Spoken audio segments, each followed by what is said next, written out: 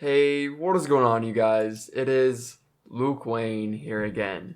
And always remember high hopes and low expectations. I'm clasping my hands like I'm at the president's desk, though you can't see. Look, these reviews are dog water. I'm not gonna lie.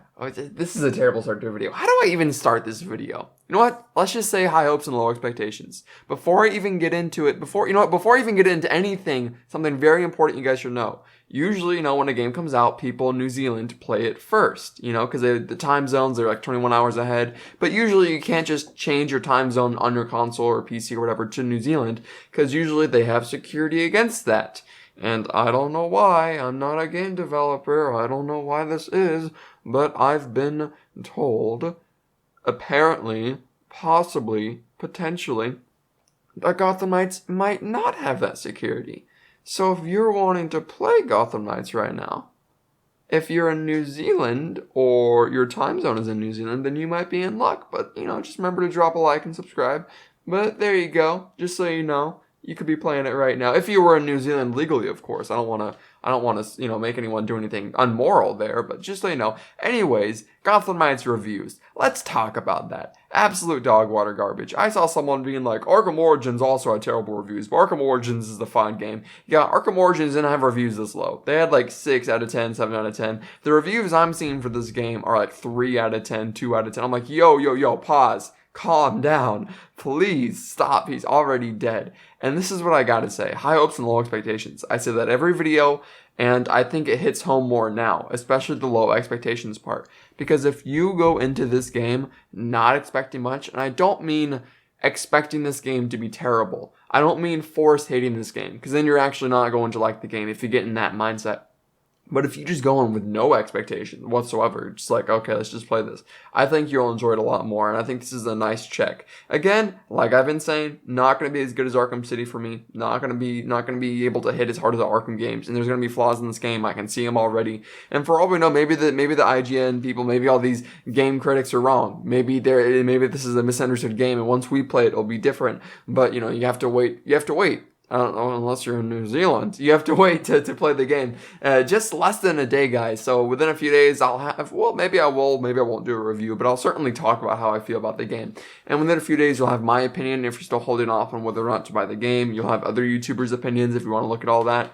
But really, your own opinion is what matters. And I think this game it's going to be a game.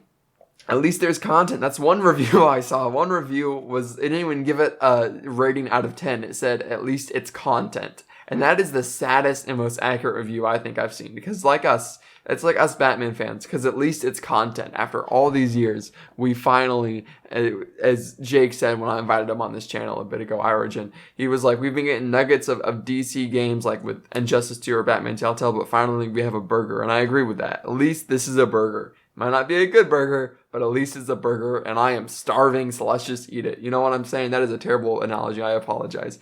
Also, let me say, I am looking forward to this game. I don't want to sound like I'm criticizing it or that I don't think it will be good. I think it'll be okay. Just have your expectations low. These reviews, and I did a poll on Twitter, by the way, and it was like, let me check it right now. But I'm actually surprised that I thought it would be a bigger difference, and I was like, hey, are you guys still going to get this game with these bad reviews? And 65% of people said, no, they're not going to cancel their pre-orders. They're still going to get it. So only 35% are like, yeah, I'm not going to get the game because of these reviews. But for all I know, those people that said they are going to cancel their pre-orders already canceled them for a different reason. So I think we should take that statistic with a grain of salt. But I think it's pretty cool that the community is this strong on this game. And I think we're all going to enjoy it together. And I'll stream it tomorrow. And we're all going to have a grand old time. And hopefully I can play it a little bit tonight after my shift. I get off. But then I got to go to the gym. So I don't know. But hopefully I get to play it a little bit tonight. I must say, though, watching that IGN review did give me a nice reality check. 'Cause that's a great review if you haven't watched it. I usually don't trust IGN. But it had a really well-spoken, well-thought-out review. And unless he's completely wrong, which I won't know until I get my hands on the game myself tonight, when I'm in New Zealand,